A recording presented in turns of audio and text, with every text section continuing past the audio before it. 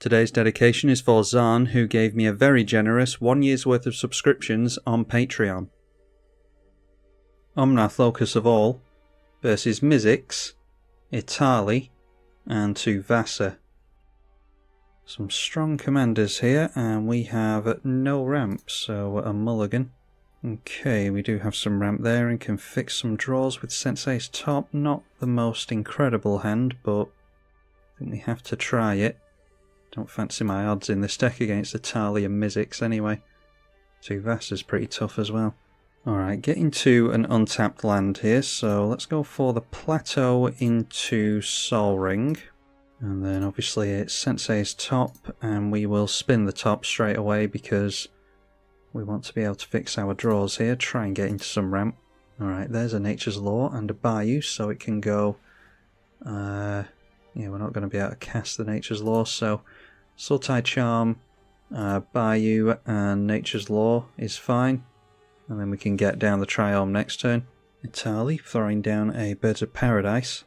Okay, so obviously we've already planned what we're doing here. We could play the Nature's Law after tapping down the Sensei's top, drawing into the Bayou. But that means shuffling away the Sensei's top while it's on top of our library, so play the Ketria Triome. And let's spin the Sensei's top again, because we can decide what we want to shuffle away with the Nature's Law, and obviously what we're drawing into next turn. The Darken Orrery is very nice, so I think I'd quite like to draw into that Vidarken Orrery. And obviously if we change our mind between now and then, we can shuffle, or we can look at the top with the Sensei's Divining Top again. And it's noteworthy that I am passing through all my opponent's turns automatically, so if they manage 2 points on removal at Sensei's top, we're not going to have a chance to tap and draw in response. I'm just doing that for the sake of the speed of the game here. Don't want to be holding up priority through every single step, even if it does mean potentially losing the top. Another Mana Dork, pretty risky with Itali. Llanowar Elves, our opponent gets into a Sol Ring as well. So at 5 mana for Itali so far, 2 more mana and we'll be able to see the commander. Does need double red though. Alright, so next turn it's 2 mana for the Nature's Law, brings in an untapped land. That will put us on 3 and 4 with the island for the Vidarken Orrery, I think is fine here. So we just need to make sure to go for an untapped land here. We can make it, yeah, green and black should be fine, so let's grab the Bayou that was on top of our library anyway. And then throw down the Vidarken Orrery, and we should be able to play at flash speed for the rest of the game. Also, if we do accidentally let an opponent blow up the Sensei's top, we can get it out again easily enough with the Muldrotha. A Rhystic Study is the first enchantment from Tuvasa, who has 5 cards in hand at the moment. And more fast mana from Itali, that is a Mana Vault. Doesn't have the double red yet though. In fact, if they see a board wipe, they're going to struggle with colours in general. Wow, all 3 of the main pieces here, Mana Crypt, the Sol Ring and the Mana Vault, they are playing into the Rhystic Study, so they've paid 2 extra mana. And then it is a... oh wow, really? A Magus of the Moon. Yeah, okay. So we only have access to an island now. Ironically, the Mizzix has had his mana fixed here. These are now mountains and plays a basic island. So all the Itali player needs here is a non-basic land or a basic mountain, and he'll be able to get down the Itali. Next Bloom Ancient for us. So let's just throw down the Field of the Dead, which will come down as an untapped mountain. Might want to put the Sensei's top on top of our library, so we'll spin the top here. Okay, there's 3 visits, Misty Rainforest, Skyshroud Claim. I mean, can't cast anything now thanks to the Magus of the Moon, so we can guarantee that we make land drops at least. Let's go 3 visits, Skyshroud and the Misty Rainforest. See a Serra Sanctum from our opponent, but just mono red mana for the Bant player, which, yeah, doesn't bode well. So we're just going to watch the Izzet and Itali player play a game here, I imagine. A Carpet of Flowers, there are 2 islands in play at the moment, 2 basic islands.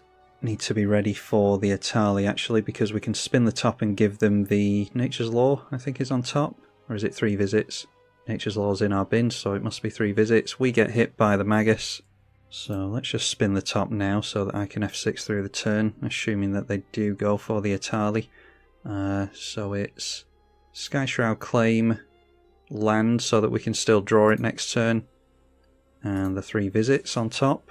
That will allow them to fix their mana, but they've got the mana that they need for Atali now anyway. Carpet of Flowers only targets 1 player, so they look at us and get the red mana they need.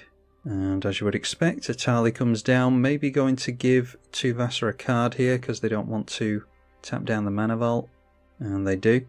Oh, superb. A Beacon for Tomorrows. Here's an extra turn. 3 visits is ours. Dryad will fix the colours, even with the Magus of the Moon in play, I think. And a Lotus Petal, so yeah, apart from the extra turn, it could have been worse.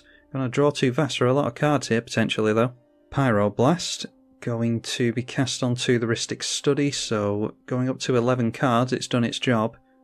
Drew a load of cards and got rid of a Pyroblast. And now the extra turn for Atali. Can get rid of someone here with the Infect, and I'd be lying if I hoped it wasn't us. Now going for the Transform. And it will be Atali Primal Sickness into play here. A 10-10 with Trample and Indestructible and sort of Infect. And yep, they do swing in at us, which I'm not against in all honesty. So down we go to 11 Infect straight up from the Atali. Yeah, and that has the Bant player scoop as well. I mean, it's going to happen when the Fun Police rolls into town. The reason that you don't get a lot of people playing Mass Land Destruction, and I do include this in Mass Land Destruction. In more competitive games, obviously, you run whatever you want. But, yeah. Everyone's scooping soon after, which is why we don't run cards like Magus of the Moon or Blood Moon, because it means you're the only one playing a game of Commander. Alright, let's try again. Omnath versus the Peregrine Dynamo, Child of Alara, and Keranos. So in Child of Alara and Keranos we might have some equally obnoxious commanders here, but we'll have to play it out and see. We've got the Guided Passage to get us into some more cards here. We've got nothing but mana in this hand, so yeah, we're going into top deck mode pretty much straight away. Just some tap lands for our opponents. We will follow suit with a Tricycle land, draw into another land in Mana Confluence, so not going to struggle on landfall this game. We see an Explore from Child of Alara, so expect to see a 3rd land on turn 2. And the lands here for the colourless deck, Inventor's Fair and a Seagate Wreckage. And it's just a Field of the Dead for us, so might as well get down the tap land. Are we going Chromatic Lantern next turn? I dare say we are. Growth Spasm for Child of Alara, and then using the mana from the Eldrazi straight away to go for a Farseek. First bit of ramp from the colourless player is a Palladium Mirror. Alright, finally getting to a non-land. That is a 2-headed Hellkite, which we should be able to get into easily enough this game. So let's ramp a little bit with the Chromatic Lantern, and obviously that will fix our colours as well. Reap and Sow, going to destroy a land and search for a land. So getting rid of Field of the Dead before it does any more harm. And I'm hoping that this is a deflecting swap from the Keranos. It is a dual caster mage, alright, so hopefully going to blow up. Probably the Alchemist's Refuge would be a good thing to blow up here. So at least not gaining any mana this turn. Okay, the copy of the Reap and Sow didn't change targets. I'm sure you can change targets with this. You may choose new targets for the copy, I just don't see why you wouldn't there. So, Field of the Dead getting blown up twice. Does that counter the Reap and Sow? I think they can still search for a land with this, even though they don't have a legal target for the first ability. Keranos searching up a Myriad Landscape. Can't remember how many lands this player had actually. It's turn 4, so ramped 3 times. Yeah, Explore, Growth Spasm and Farseek, so that did counter the Reap and Sow. A Foundry Inspector for the colourless player. And then Peregrine Dynamo going in for a Mystic Forge, so only 2 cards in hand, but should be able to cast a decent amount of stuff off the top, including a free Manifold Key. Lands in play now are a Sanctum of Ugin and a Plaza of Heroes. 1 card in hand, there is a Mana Vault. Down to 0 cards in hand, a 3 mana Weatherlight. Okay, so we are quite a ways behind here. We draw into a late game card, an Expansion Explosion. Could hold on to the Expansion Explosion and hope that this player continues to ramp maybe.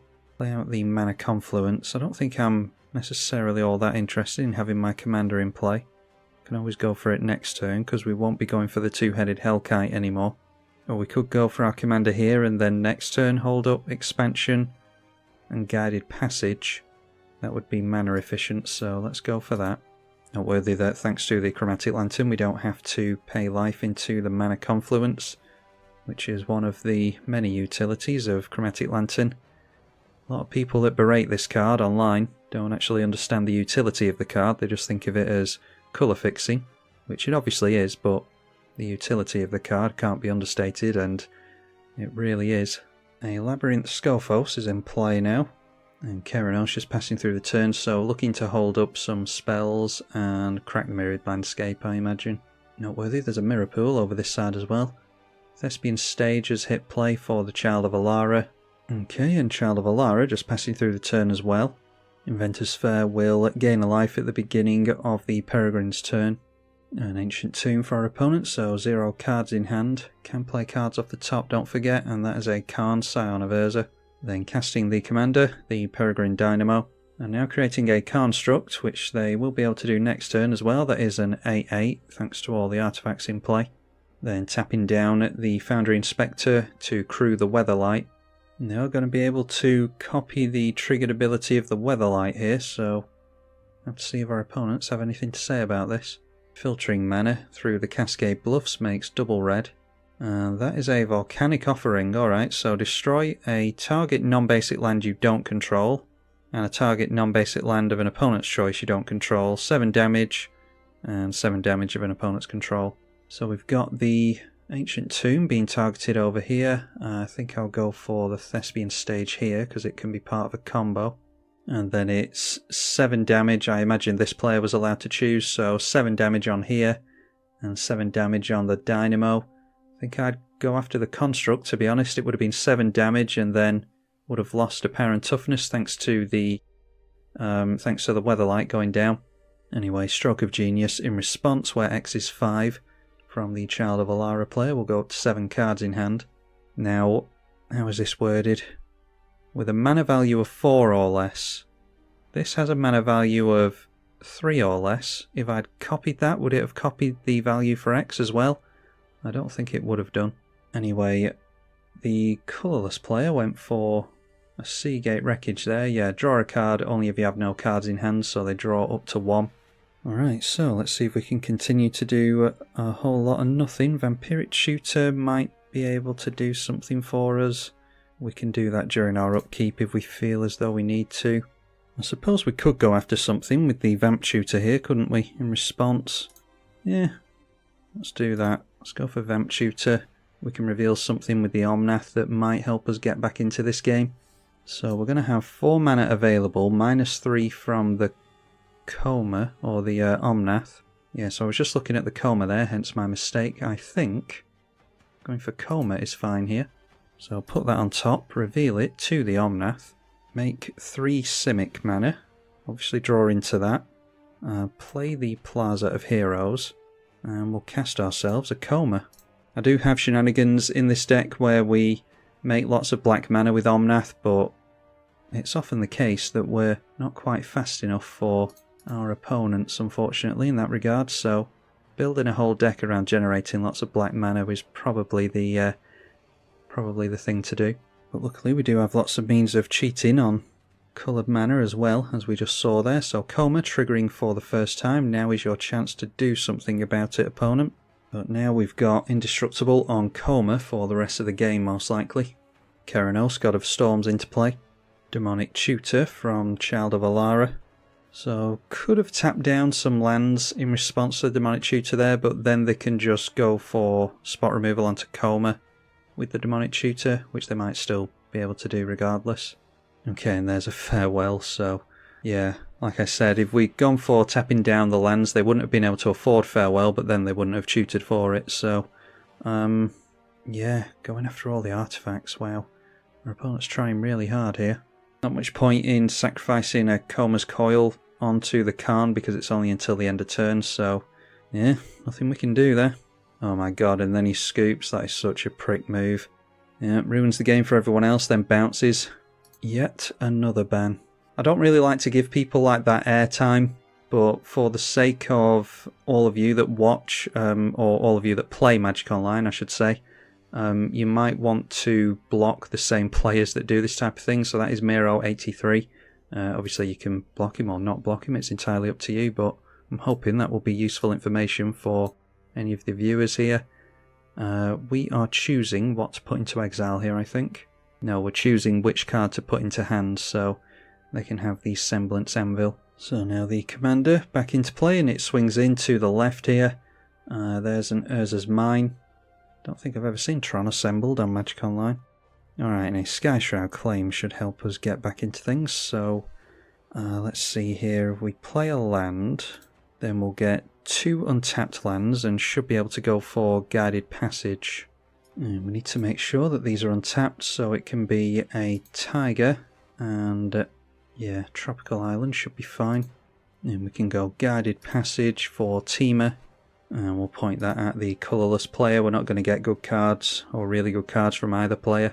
Alright, so we end up with an Island, Faber or Elder, and a Utopia Sprawl. That's typically what we're going to get with that card, but it's more mana and cards in hand at least, so usually worth it for 3 mana, especially if it's free off the commander. Myriad Landscape being cracked by the Izzet player, and hopefully does not hold up double blue with 7 cards in hand.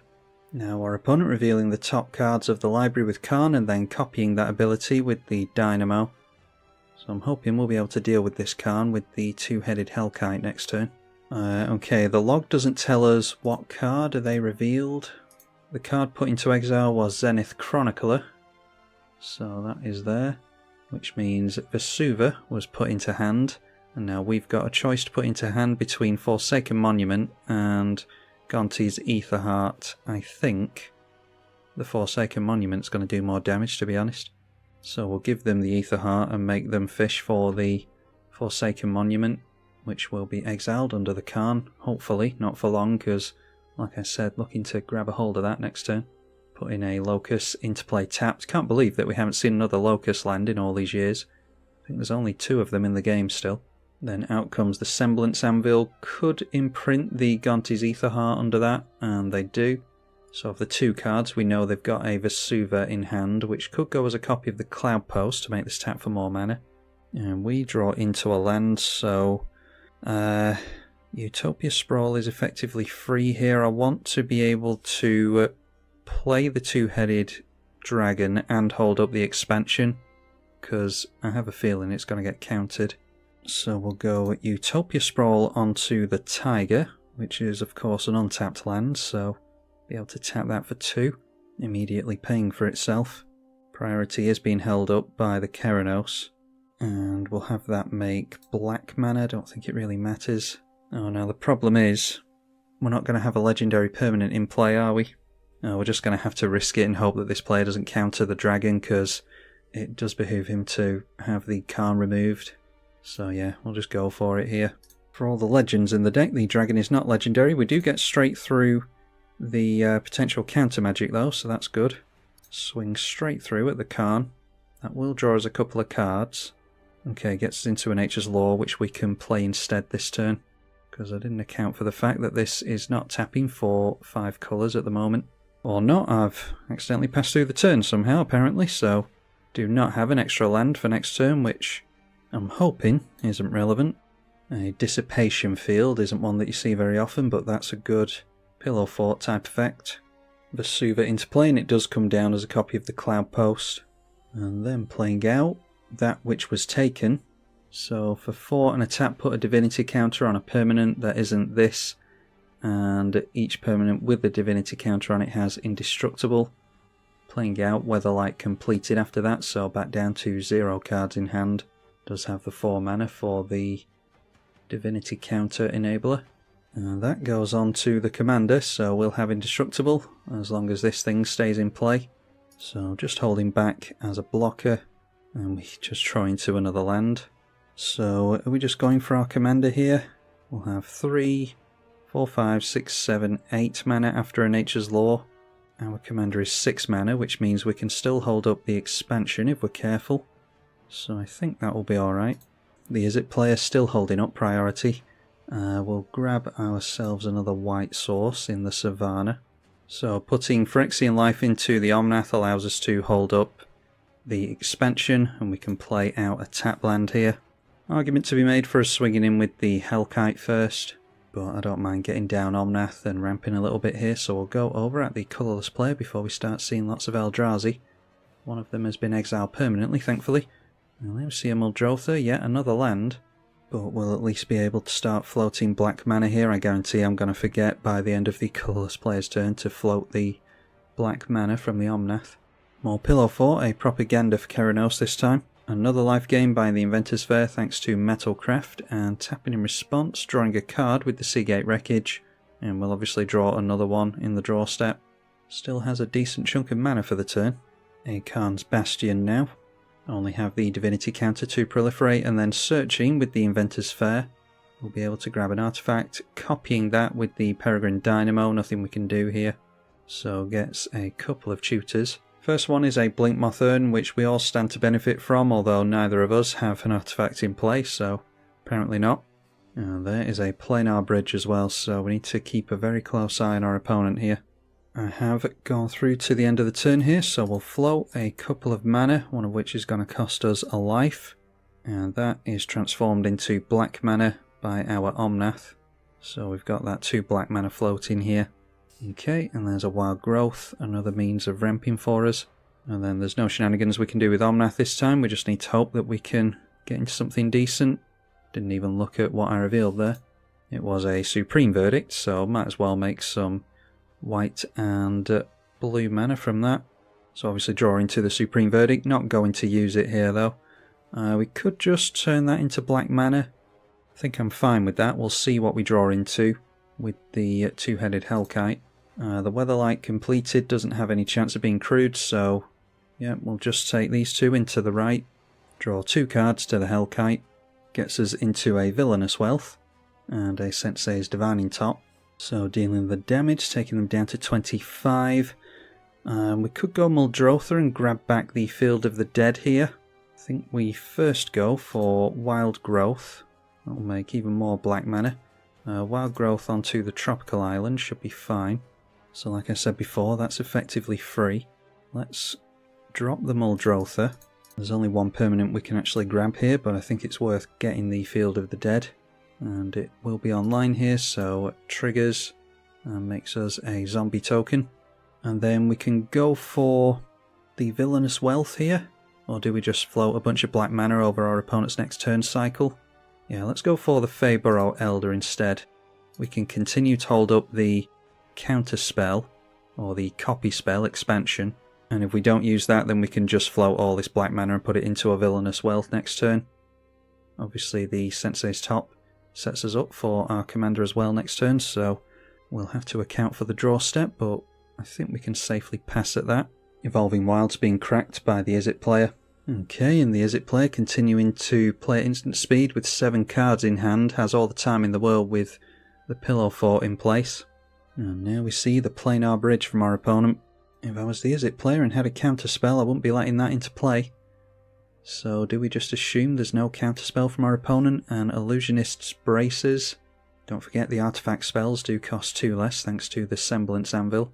And now a Blinkmoth Urn as well. That does trigger at the beginning of the pre-combat main phase, so they've missed their chance on that one so far, but we're all playing slow enough for it to become relevant. Then equipping the Illusionist Braces onto the Peregrine Dynamo.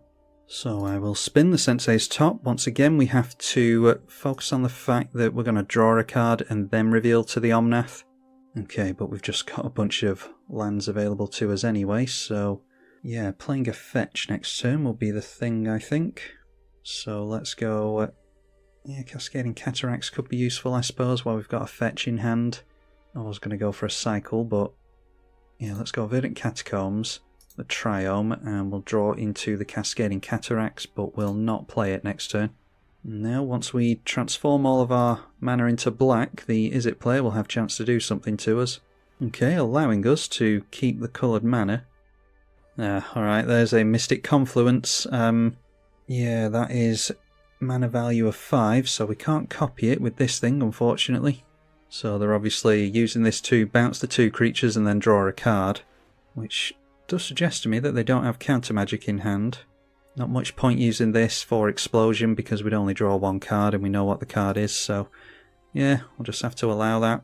We do lose out on the mana, unfortunately, which is the problem with the Omnath. Here's a curious play from our opponent, though. We have been showing that we're just going after this player, and you'd think that they'd want to be slowing this player down with a planar bridge and a bunch of copy stuff in play, but hey ho, there we are. So we draw into the Cascading Cataracts. We are going to get a colourless mana here thanks to the Blinkmoth Urn and the fact that we've got a Sensei's Top. So let's shuffle the lands on top away before I forget. That will trigger Field of the Dead. So I think we do want to go for the two-headed Hellkite again. That comes into play, will allow this to tap for 5 mana. And we've missed out on the trigger with the Omnath now anyway, so let's just swing in with the two-headed Hellkite, I think. So all of these creatures swing in at our opponent. This has Vigilance, so we can swing in as a 5/5. Hoping that we've got something to really hurt the colourless player, because they're about to do something crazy. Could be that there's a Vandal Blast over here or something, though. There's a Chord of Calling. Okay, our opponent decides to block the Muldrotha, which is... yeah, I mean, they're probably just going to be able to replay this again and re-equip it next turn. It does have haste. I was thinking of going for Joda there and maybe one-shotting my opponent, but I don't know if that would have worked anyway. Muldrotha is the only legendary available to us. So we'll just have to allow this, I think. Alright, so how's about we go for Sisay instead then? We'll be able to activate Sisay with the Faber or Elder, and it'll only be 3 mana into X. So let's tap down the 2 zombies. They're not going to be relevant, I hope. So we grab the Sisay Weatherlight Captain, and then we can tap down the Faber or Elder for 5 mana thanks to the dragon being in play. And we'll activate the Sisay. And of course I totally forgot the Peregrine's indestructible, isn't it, thanks to the Divinity counter. Right, so let's see here.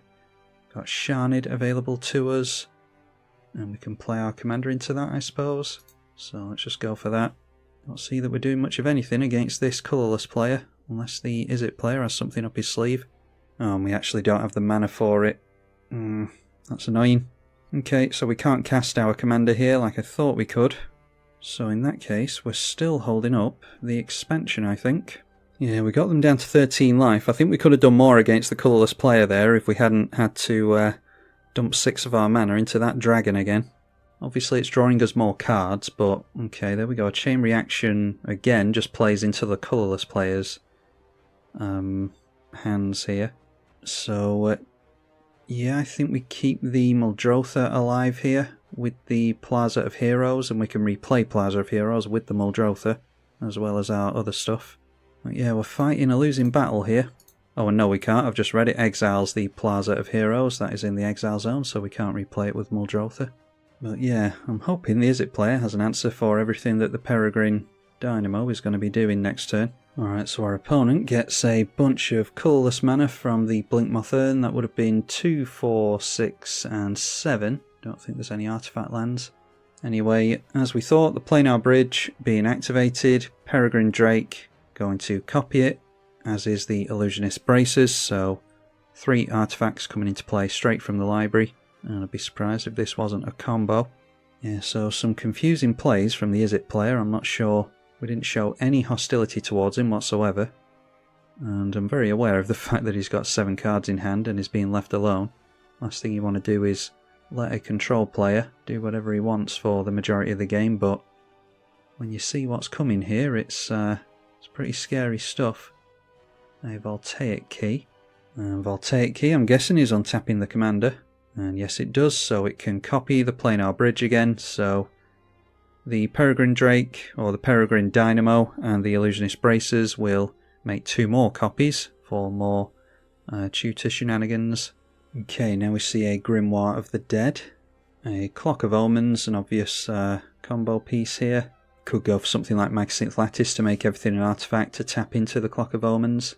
And while the 2 Planar Bridge triggers are on the stack, they untap the commander again with the Clock of Omens. And they can do this again thanks to the artifacts available. Discarding and putting a study counter on Grimoire of the Dead. That is a Voltaic Servant being discarded. And now the Peregrine Drake activating again, so going to level up the Grimoire of the Dead all the way maybe. Noteworthy that our opponent has just wiped our board and put a load of stuff in the graveyard. So yeah, copying Grimoire of the Dead with the commander So that is going to have all 3 study counters on it. Don't often see Grimoire of the Dead, so happy to see it go off here.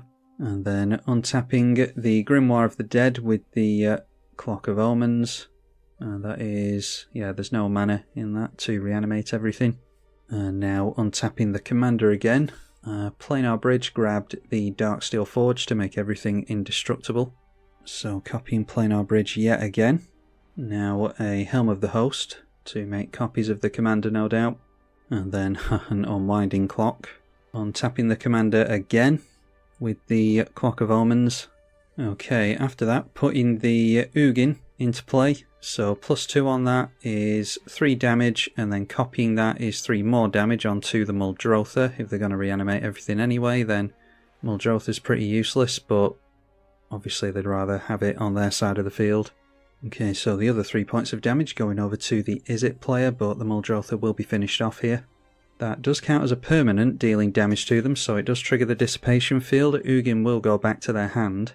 And now I imagine our opponent is going to hold on to Grimoire of the Dead and do it at the end of Keranos' turn. So we will spin with the Sensei's Divining Top. We shuffled a couple of times last turn, so hopefully there'll be something relevant on top. There's a Void Wren, that's Destroy, so not all that useful. Bloom Tender with no haste isn't great either, so it's Joda, I think. Right, so we draw into the Joda. I'm just wondering if at this point we'll get a mana from Blinkmoth Urn. Do either of our opponents have any creatures in the deck that are actually of any relevance? Maybe there's a haste enabler for the Izzet player. Just wondering if to kind of give up and dump all our eggs into one basket on a Villainous Wealth. Yeah, we'll just do that. We'll shuffle the cards away that are on top of our library, triggering the Field of the Dead a couple of times with a fetch. So X is going to be 10 here on the Villainous Wealth. And we'll see what we can get from our opponent. Okay, let's see. We've got a Cryptic Command, a Mystical Tutor, a Magic Mirror, and Niv-Mizzet Draco Genius. So we'll return a permanent to owner's hand, and we'll draw a card. We can draw into what we tutor for with the Mystical Tutor, because we put it on the stack correctly. So let's bounce Indestructible Darksteel Forge, make them recast it next turn, which they'll probably easily be able to do. But it does give this player a chance to blow things up. And then Mystical Tutor allows us to search for an instant or sorcery. I'm not sure what we can grab that's of any relevance, to be honest. Yeah, with everything being indestructible, the Ruinous Ultimatum probably isn't going to be good enough. So maybe we just put Mystical Tutor on top of our own library, and then we can tutor for whatever we feel as though we need. With the Sensei's Divining Top, we can be more reactionary to this player then if by some miracle we don't die next turn. It's noteworthy that we are going to have the mana held up for Draco Genius's ability as well. Although we are holding up the expansion as we have done all game. But at the end of a turn cycle we can go for that. So we've got the Mystical Tutor available to us, holding on to expansion, got the ability held up, obviously Sensei's Top as well. Just pass through to our opponent and hope that he does something. Okay, I just don't know what my opponent's doing here. Blasphemous Act just takes a Niv-Mizzet away from us. I mean, it's like he's just playing spells for the sake of playing spells here. And taking the Niv-Mizzet away from us means that we're not attacking in here next turn for 5 extra damage. It also means that you're giving Niv-Mizzet to this player with the Grimoire, assuming that he cracks it this turn. So yeah, very, very strange plays. It's like a 2-on-1. Alright, so at the end of the turn, as we assume Grimoire of the Dead going to be activated and reanimate all the creatures. So now we see the freshly killed Niv-Mizzet Draco Genius, Muldrotha, which I'm sure this colourless player will love to see. Voltaic Servant, the Fabor Elder, which will tap for 5 mana thanks to the two-headed Hellkite, Sisay Weatherlight Captain, and the Sharnid as well. So yeah, the 5 colours can go into the Sisay, using our tactics against us here. And our opponent's got a bit of a predicament here. If he can bounce the Dissipation Field, then he should be able to take out this player, or get pretty close to it, because if he takes us out with our own creatures, he'll obviously lose most of them. So it's a pretty tricky spot. Should be able to get rid of us easily enough, but losing his permanents to do it isn't ideal. CA Grim Monolith, more fast mana. And now begins the Planar Bridge shenanigans. Of course, copying it with the Peregrine Dynamo and the Illusionist Bracers again. Glimmer Post enters the battlefield and they gain a life for each locus, so I think that's 3 here. The Izzet player decides to scoop. Urza's Power Plant is in play now as well, and Urza's Tower, so Tron finally assembled, we've seen that achievement unlocked. Then untapping the Planar Bridge with the Voltaic Key. Noteworthy that our opponent didn't go for the Helm of the Host, could have put that onto the Dragon and drawn 4 cards here instead of 2, but turning everything in sideways draws 2 cards, using Clock of Omens to untap the Dynamo, activating the Planar Bridge again, and copying with the Dynamo. If we don't see, I will be amazed if we don't see the Indestructible artifact coming again, because it doesn't seem as though our opponent just wants to go for a combo into winning the game immediately. Thran Temporal Gateway, a historic card from your hand onto the battlefield, so that will be for the Indestructible. So activating that straight away. Okay, but not using it for that, using it for Ugin the Spirit Dragon, so there is still hope. I don't have Cyclonic Rift in the deck or any Mass Exile, anything like that. Trying to think if there's any multicoloured 3-pip board wipes that we could go for in this deck that would help us here. See Thran Dynamo. We've been put down to 2 life as well, which I missed. I zoned out a bit there. I assume that was from the Ugin. Unless our opponent hasn't activated it yet, in which case we're already done for. I didn't see what life we were at after combat. Clock of Omens, untapping the commander again. Oh, there we go. So yeah, we were at 2 after combat and all they have to do is bolt us with Ugin. But anyway, our opponent gets us fair and square here. Hopefully you all enjoyed the game. I'm tribalkai. Thank you for watching.